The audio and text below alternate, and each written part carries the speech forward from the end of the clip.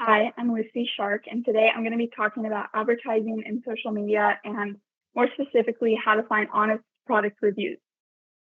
So firstly, social media marketing really just entails the use of social apps and platforms and how they're used by a brand in order to increase brand attraction and awareness and drive traffic to their brand or website and build a stronger community of followers for them. When we look at more like traditional ads, like maybe in magazines, newspapers, or billboards, like things that have been around for a long time, I wouldn't really say that they're old fashioned or technically outdated, but as our world becomes more and more online, they kind of become less effective. So using the internet for several hours a day, I think has become part of almost all of our daily routines. I feel like almost everyone uses the internet that much every single day. So that gives a huge advantage to digital ads versus traditional ones. So marketing you see in any app you open is always cleverly like woven into every digital channel of your life. And I wanted to give a sense of what online advertising really looks like specifically for teens, because I kind of looked through it at like through my own phone. And so I wanted to use Instagram and TikTok mainly because these are two popular apps that we all know of. So these screenshots are taken directly from my feed, and they feature like your average looking Instagram ad directly from a brand. And they both have labels that show that they're sponsored, or it says shop now for the Pure Vita bracelets. And it's clearly an ad. It's pretty obvious to tell, and it's like self-explanatory. You also can see them in stories. And I actually noticed that once I was actively looking for these ads for this project, like I was looking through my stories, they showed up after like every 2 stories, like they're quite often. And before I didn't really notice that because I was kind of like just scrolling and I didn't notice, but they really do show up a lot, but they do appear as ads. They're not undercover anything. However, it can be harder to tell if a celebrity or an influencer that you follow is being paid to talk about something. That's when it's getting harder to tell. I noticed that on TikTok, there's a bigger demonstration of influencer marketing than on Instagram. We can see like normal brand ads like these two that come directly from the company, but more often than that, we'll see influencers who are actually paid to talk about a product like these two here. And they can be micro influencers, which means that they like are just starting or they don't have a huge following, or they can be super big influencers. And that kind of, it really changes what the review will look like. Because if it's a smaller influencer, there's probably going to be more honest reviews because they're going to have less sponsorships. I'm really going to talk more about sponsorships later, but so anyway, anyone who does use technology is a consumer, kind of whether you like it or not. And any brands that see that want to grab your attention, and they want to give you personalized advertising that really directly applies to you because it helps their revenue. So how did they do this? Brands really start by defining the target audience, and they look at the demographics and psychographics. So they first find a product, and then they find out what kind of person would buy that product. So demographics are like things you can't usually change, like your age, your occupation, or you can change your occupation, your age, your gender, your like income, socioeconomic status. And then psychographics are, the things that are more fluid, like your interests or your opinions. These can change a lot more easily. And then brands basically market these products and they give them to you if they think you'll like them. And the algorithm that works behind this is basically like a filter, and it shows you things that they think that you will be most interested in, and it takes away the content that they think you won't like.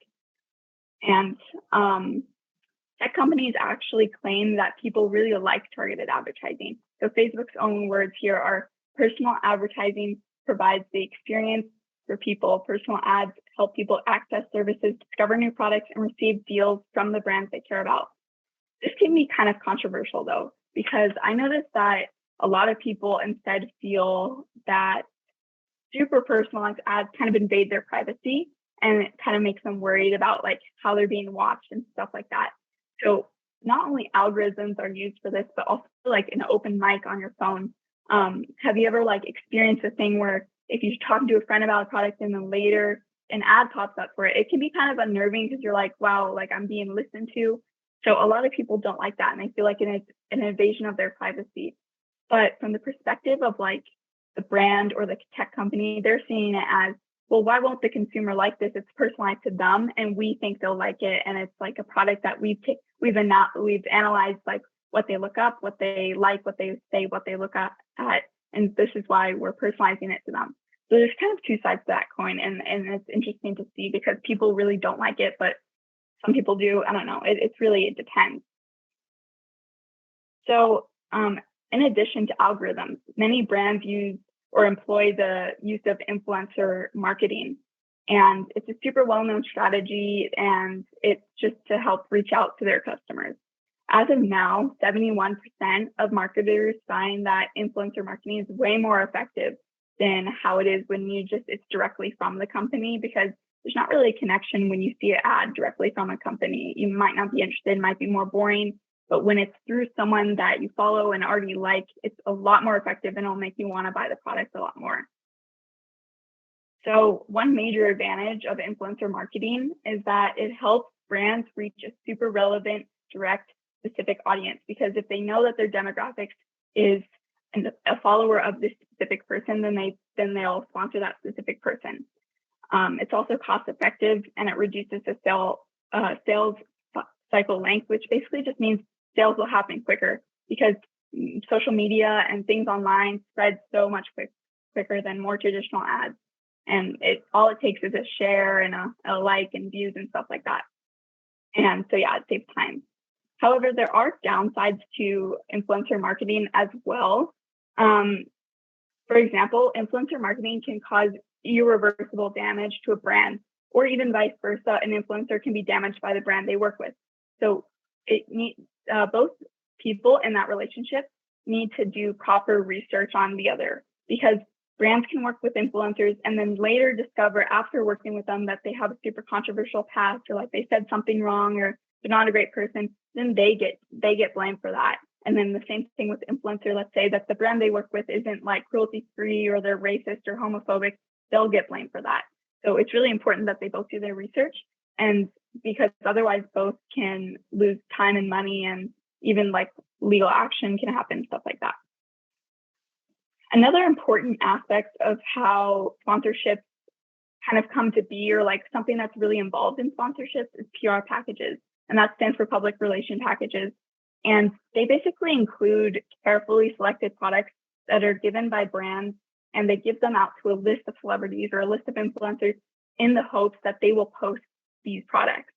But there's no legal obligation to. It's not really like a contract that's made and signed up with them. It's just like, hey, this is a kindness from our heart. We're giving you these products, and I hope you like them. I hope you post them. There's been recent trends on TikTok that I've noticed that are just like PR unboxing or PR like hauls, I guess, and also on Instagram stories, where people just show everything they've gotten from PR. And because some influencers get so many PR boxes like in the photo, they can become kind of ingenuine because they don't have time to look at each product. They don't have time to know if they really like it before they show it off. And a lot of the times they're not even opening them. They're just kind of showing them, and then it's a waste. If it's a more like a smaller influencer, I would trust it a little more, because what happens is they get less PR packages, and they're probably more excited about those PR packages, and they're probably going to put more energy, more time, and they're probably going to actually figure out if they like that product. And they're not going to be reviewing like 60 things a day. So I would trust micro influencers more when it comes to that. So it can be really hard, like I just said, to tell if an influencer is like, if they actually love a product, one, or if they are getting paid to talk about it, but they don't like it, or three, if they want to be paid to talk about it and they don't like it. So I kind of came up with 3 ways to tell, or that can guarantee that the review is not very reliable, it's not fake, or it's fake. So the first one is the absence of disclosure. And this can say a lot about the authenticity of a review. So like, basically the Federal Trade Commission places a lot of importance on disclosing sponsored campaigns, and if you notice that the app doesn't say that it's sponsored, or if the influencer is kind of being like unclear about it and they're not really saying directly if it's sponsored, that can be a red flag already. The next thing is an excess of sponsorships or like too many endorsements per day, because this can just tell you that they are not putting enough time into each one, and it really just decreases the quality when they do too many, especially if they're from like competing brands, because I've seen that a lot actually. I've seen like one influencer post, like she was talking about like shampoo, conditioner products for her hair, and she's like, these are my favorite products. And then the next day she posts different shampoo, conditioner products from a different company and kind of was saying along the same things. And it's really confusing. And it's like, that tells you that it's unreliable. And lastly, you want to look for signs of fake followers or fake brand deals. And many influencers out there who are willing to kind of buy their way and take risks for following or for attention from brands. So basically, these creators make fake sponsored content, and they do this really because having brand deals is kind of like a sign of success, because these brands notice you, you're big enough for them to notice you, they want to pay you to show their products. It's a big deal. So even though it's unethical to lie about it, it does work because they get a larger following from it usually, and people look up to them because they're like, oh, my favorite influencer is getting paid to talk about my favorite product. Like, it makes them like them more. And so at first, from the brand's perspective, it might seem like great because it's free advertising, we don't have to pay them, but it really isn't really like that, because you can't regulate it and you don't know what they're going to say about your product. And influencers who lie about these brand deals are probably people who would do a lot, like anything for clout, and they're probably buying followers to begin with. And someone who buys followers is already someone who you probably shouldn't trust in the first place. You can usually tell that someone is buying their followers if their follower and following ratio is super off, like in this photo. Like, they have way too many followers to the amount of people they're following, or if the interactions on their feed are way less, like if they have way less views, way less likes or interactions in comparison to the amount of followers they have. Of course, you can also buy likes, so it's kind of hard to tell. So marketers know that these influencers will produce low quality reviews on their products because they're kind of just lying about it and they don't know what they're talking about. So this free advertising in this case isn't great because it can't be regulated and it can't be approved by the company. So ultimately, although online marketing can have many risks, which I've kind of covered, it can also be super beneficial to everyone involved. To a brand, it really allows companies to reach their target audience and to really directly get to them instead of wasting their time with a super broad and uninterested audience who isn't going to buy their product. And then to the consumer, we may not love seeing ads. It's kind of annoying when they pop up, but sometimes they give us just the right product we're looking for, just the right service. And so that's how it's beneficial to us. And then lastly, to an influencer, sponsorships are just great all around for an influencer. It helps increase their credibility and build a reputation for them. And of course, financially, it helps them a lot. And so overall, online marketing can be actually influential to everyone, but it can have risks. So it's important to be careful. Thank you for listening.